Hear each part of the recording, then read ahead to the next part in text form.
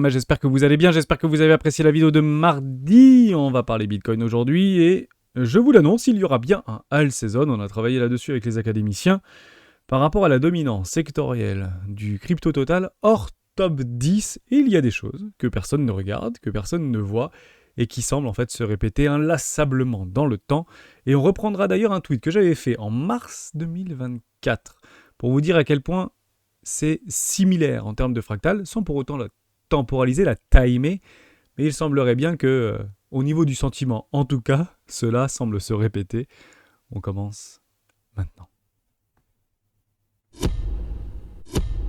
Avant de commencer, je vous invite toujours à rejoindre le Discord des rois du marché. Regardez ce que Martouf54 partage, notamment du côté de l'order flow, avec des retails qui semblent plutôt encouragés. Alors, est-ce que c'est du côté asiatique? La question reste ouverte. Est-ce que ces petits savent quelque chose que moi je ne sais pas? C'est également possible.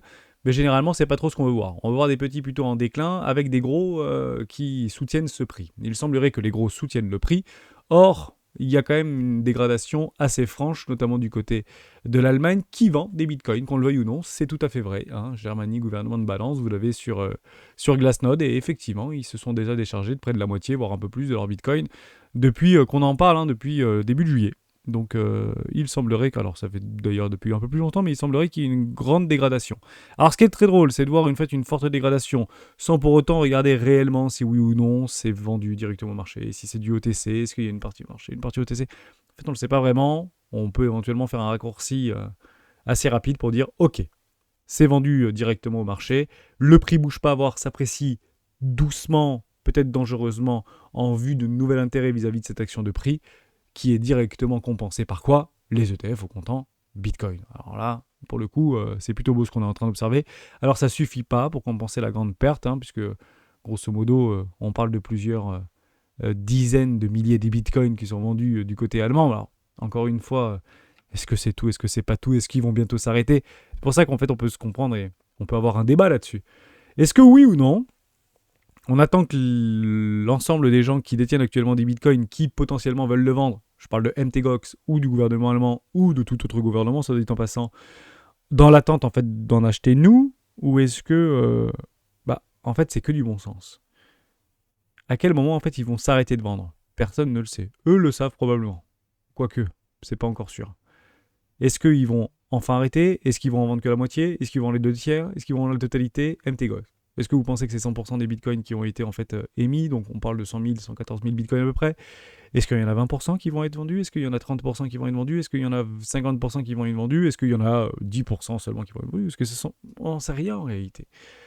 Donc on regarde par rapport à des zones, par rapport à des plays, par rapport à là où il y a beaucoup de liquidités pour pouvoir nous positionner. Et il semblerait qu'actuellement, en vue de l'intérêt par rapport au marché, il semblerait que ce soit plutôt de l'accumulation que de la distribution jusqu'à preuve du contraire. Généralement, on accumule quand on a peur et on distribue quand on est euphorique. Et actuellement, je ne vois pas le sentiment euphorique. Vous l'avez ici sur le Fear in Read. On est descendu en dessous des 30. C'est rare pour être justifié, pour être rappelé.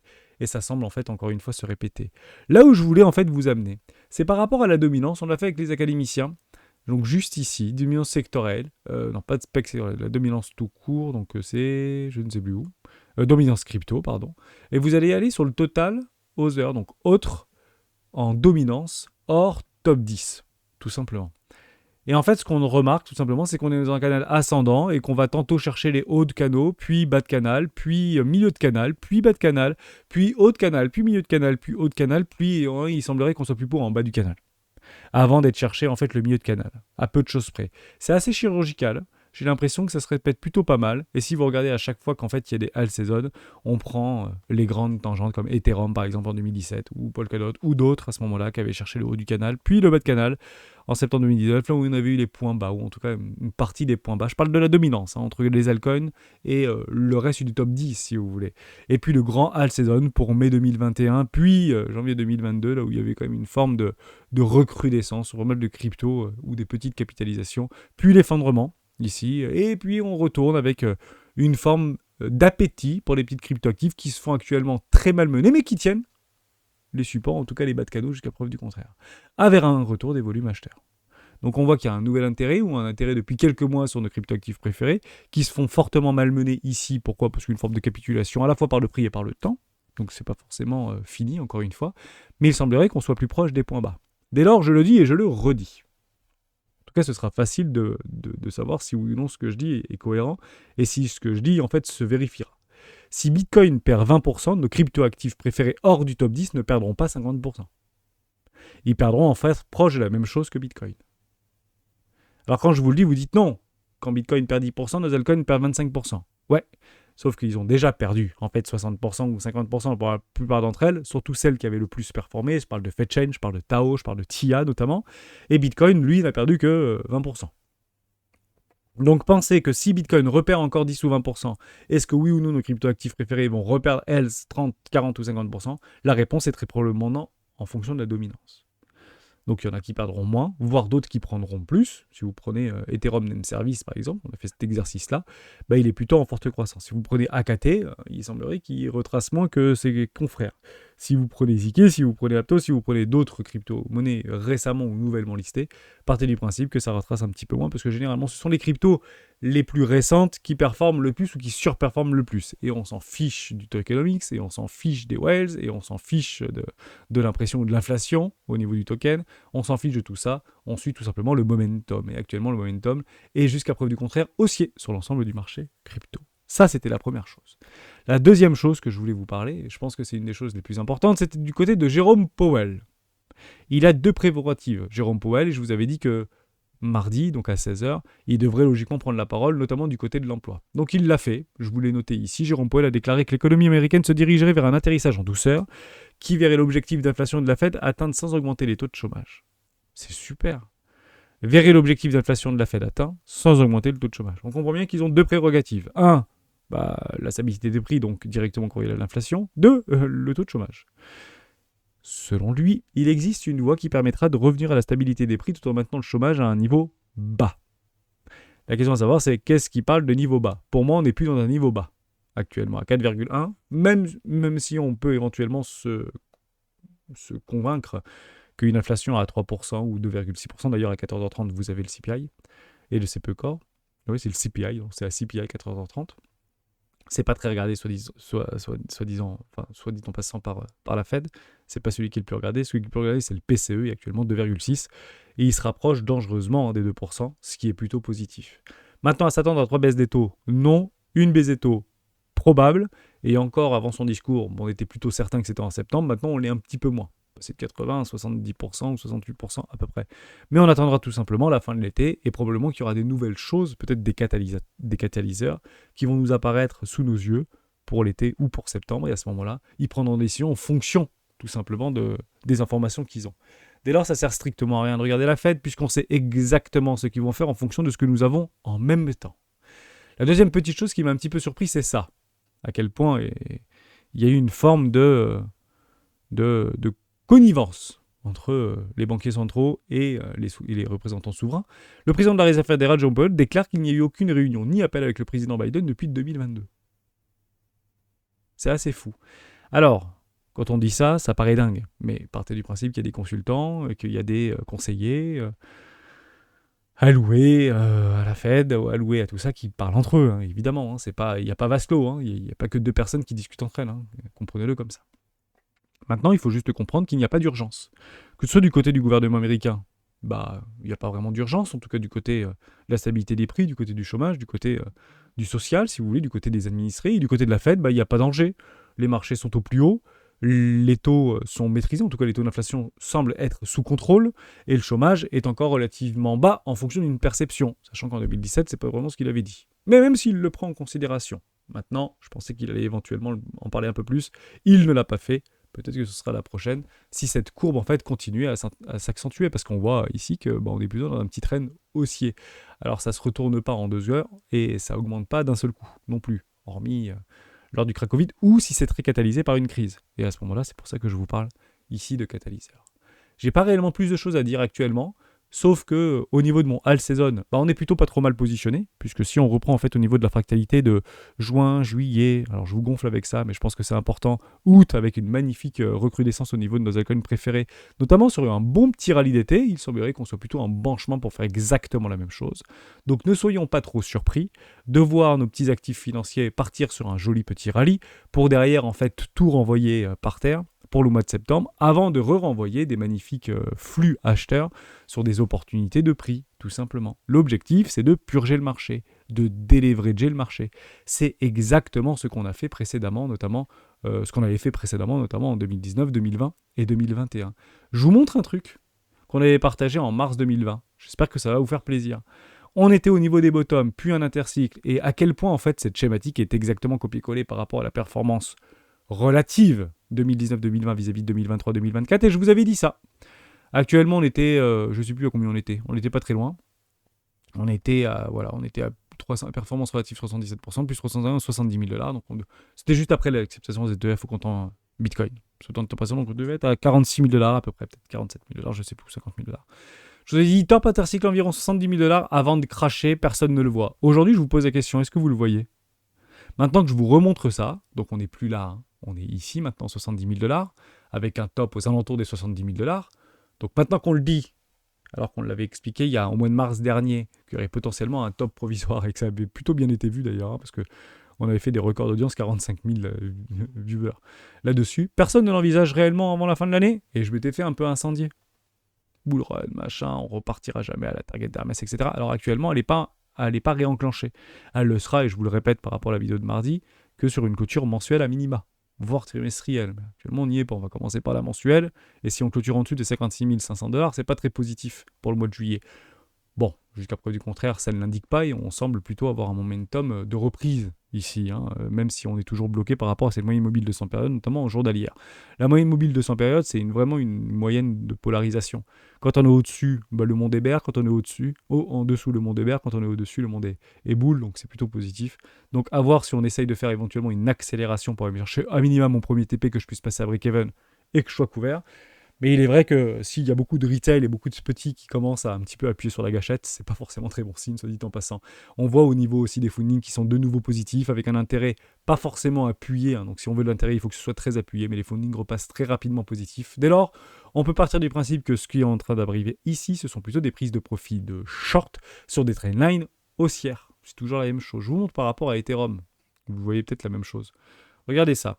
Prise de profit automatique sur trendline haussière par rapport à une magnifique trend qu'on avait notée il y a plusieurs mois de cela. Hein. C'est il y a longtemps, hein, sur ce canal ascendant. Donc, c'est un petit peu le fouillis, mais comprenez-le comme ça, avec un objectif autour des 2300 $. Pensez à moi, 2300 $, c'est un objectif, une target. On avait exactement la même ici, on avait exactement la même ici. On a toujours cette même target ici, c'est des targets de prix, là où il faudra agir. Donc là, ce sera automatique, achat automatique hein, sur Ethereum, et renforcement du long hein, sur ces niveaux de prix. Donc milieu de canal, etc. Vous comprenez un peu l'idée. Donc en fait, cette hausse par rapport à ce trendline haussière, c'est aussi une confluence parfaite par rapport à une trendline baissière. Et je vous le dis, généralement, les acheteurs, de façon algorithmique, automatique, presque robotique, achètent sur cette trendline baissière et elle est ici. Et c'est encore une fois chirurgical. Et depuis cette trendline baissière, alors ça paraît fou, ou ça paraît peu, mais on a déjà pris 12%. Et il y a des plays qui sont à prendre ici sur des toutes petites time frames où vous pouvez tenir jusqu'au déséquilibre de marché qui se trouve actuellement aux 3400 $ à peu près sur Ethereum. 60 000, 62 000 $ à peu près sur Bitcoin. Et ça rentre en confluence parfaite avec le trade que nous avons initié en début de semaine. Ici, 60 000 $, ensuite 65 000 $ à peu près, par rapport à des clusters de liquidité, 73 000 $, 72 000 $. Donc ce qui est drôle, c'est qu'actuellement, peu voient ça, et beaucoup observent plutôt ça. Au moment où ce sera activé, au moment où il y a une suffisamment de majorité qui sera à peu près d'accord avec cette target-là, alors on aura très probablement le bottom. Actuellement, je ne pense pas qu'on soit dans une forte capitulation, une purge. Et ces purges-là sont quasiment systématiques, en réalité, par rapport à la vie ou au cycle des marchés. Je vous montre une dernière chose. Peu aussi le voit, ou en tout cas peu le regarde, ou peu essaie de le prendre en considération. Et j'ai beaucoup de commentaires, en fait, contrariants par rapport à ça. Alors, je vais juste essayer de retrouver mon crypto total. Hein, ça peut être sympa, merci beaucoup. Je vous montre deux petites choses. Alors, je vais essayer d'avoir une charte un petit peu plus propre, parce que là, on va pas... Voilà. On va garder celle-là, elle est plutôt jolie. Oh, point d'inversion ici, sur une magnifique trendline, prise de profit, premier arrêt. Là aussi, ça peut être très intéressant, et qui a une confluence par rapport à une trendline baissière également, mais on va pas la reprendre. Si vous prenez ce qui s'était passé entre le bottom générationnel de décembre 2018 jusqu'au point haut, ici, 376%. Intercycle, 367%. Avant un long périple et un breakout aux alentours de novembre 2020. Actuellement, on est bien d'accord que nous sommes en été 2024. Ce qui correspondrait à peu près, si on suit la cyclicité de façon très bête et disciplinée, après à août 2020, juillet-août 2020. Donc on se retrouverait exactement là-dedans, ici. Voilà, août 2020, là-dedans. Avec une forme de petite dégradation et du wake-off et de tout ce que vous voulez avant de partir en donc, novembre 2020. Je suis en hebdomadaire, donc ça va beaucoup plus loin, mais vous avez compris un petit peu l'idée. Si vous reprenez cette fractalité en termes de pourcentage d'augmentation, 376%, 350, 370%, entre le bottom et le top, 388%. On a l'impression que ceci est beaucoup plus franc que cela. Absolument pas. C'est exactement la même chose. On a juste en fait une perception différente par rapport au bull run qui avait été beaucoup moins fort, beaucoup moins enclin, beaucoup moins performant que ce qu'il avait été en 2017. Mais en termes de performance relative, en fonction d'un achat de points bas, d'une latéralisation, d'une capture de liquidité à une capture de liquidité suite à une déviation, on est exactement sur la même performance. Et arrivé sur ces taux de performance, comme on l'avait vu en mars 2020, sur un taux de performance relative, il y a une forme de dégradation. Et cette dégradation et tous les supports sont menés pour être achetés. Ce sont des opportunités d'achat. Maintenant, si vous voulez, exactement avec la même fractale vis-à-vis de ce qu'on avait vécu ici en 2019-2020, même si on était post-halving ou pré-halving, ce qui logiquement doit changer, parce que je voyais plutôt, en fait, c'est quelque chose, moi, plutôt comme ça, si vous voulez, pour aller chercher une moyenne mobile. Mais peu importe, si on vient chercher ces moyennes mobiles 20 périodes en mensuel, voire trimestriel s'il y a un gros catalyseur, opportunité en or, opportunité d'une vie, et déjà une belle opportunité sur le premier arrêt, voire zone de rechargement d'achat, mais vous l'avez compris. Donc si on est juste ici, on ne devrait pas aller chercher beaucoup bien plus bas que les fameux 40 000 $. Ce qu'on avait d'ailleurs réactivé. Vous avez compris ça, je pense que c'est assez important. Donc faites très attention à votre perception au niveau des graphiques. Parce que ce qui est en train de se passer actuellement est très loin, et je dis bien très loin d'être différent de ce qui s'était passé sur Bitcoin et sur Ethereum précédemment. Au niveau du Hall Season et la temporalité du Hall Season, on est exactement en train de faire à quelques semaines près la même chose de ce qu'on avait fait précédemment. Et c'est si on met suffisamment de personnes du mauvais côté en expliquant qu'il n'y aura probablement pas de Hall Season, et je le vois de plus en plus qu'il n'y aura pas de Hall Season, ou que peut-être que Bitcoin ne réatteindra jamais son ATH, ou peut-être qu'on a trouvé le point haut et on peut repartir dans un bear market, etc. Je vous le dis et je vous le redis. Le bear market sera en fait acté, ou une reprise de bear market sera finalement actée sur des cassures de support, et des supports historiques. Ça veut dire que je pense que beaucoup, et moi le premier, je serai encore haussier tant qu'on ne vient pas à s'affranchir des 15 500 $. Vous allez me dire, mais c'était fou. Oui, je ne suis pas forcément fou. Je suis des cycles. Et ce que je vois actuellement, c'est que toutes les planètes s'alignent. Donc si vous voyez du délignement dans une forme d'alignement, à ce moment-là, c'est que quelqu'un d'entre nous est contrarien. Donc, je renforce mes idées, je renforce mes billets, puisque ce n'est pas en fonction de ce que je crois, mais en fonction de ce que je vois. Le Hall Season, pas d'invalidation vis-à-vis de la dominance hors top 10 notamment, puisque là, ça permet vraiment de nettoyer les Solana, de nettoyer les grosses capitalisations, les tonnes également de Telegram, etc. Donc, actuellement, pas d'invalidation. Je reste assez accroché à mes idées et assez accroché à ma conviction qu'on va probablement accrocher sa ceinture à partir du mois d'octobre-novembre. Et d'ici là, tout ce qui se passe ne nous concerne pas. Les invalidations, si vous voulez, des invalidations temporelles, les miennes, il y en a d'autres qui sont beaucoup plus éloignées, d'autres qui sont peut-être beaucoup plus récentes, ce sera février 2025. Février 2025, on fait les comptes. Avec grand plaisir de le partager avec vous d'ici là. Sur ce, je vous souhaite une excellente journée. J'espère que je vous ai aidé, peut-être remis un petit peu les choses dans leur contexte, mais au niveau de la dominance, regarde-le, vous l'avez directement sur TradingView, au niveau de tous les autres, au niveau de la dominance. On est plutôt sur un petit point de support ici, un support dynamique dans un magnifique trendline haussière, dans un magnifique canal ascendant. L'objectif, c'est viser le milieu et puis le haut. Ciao.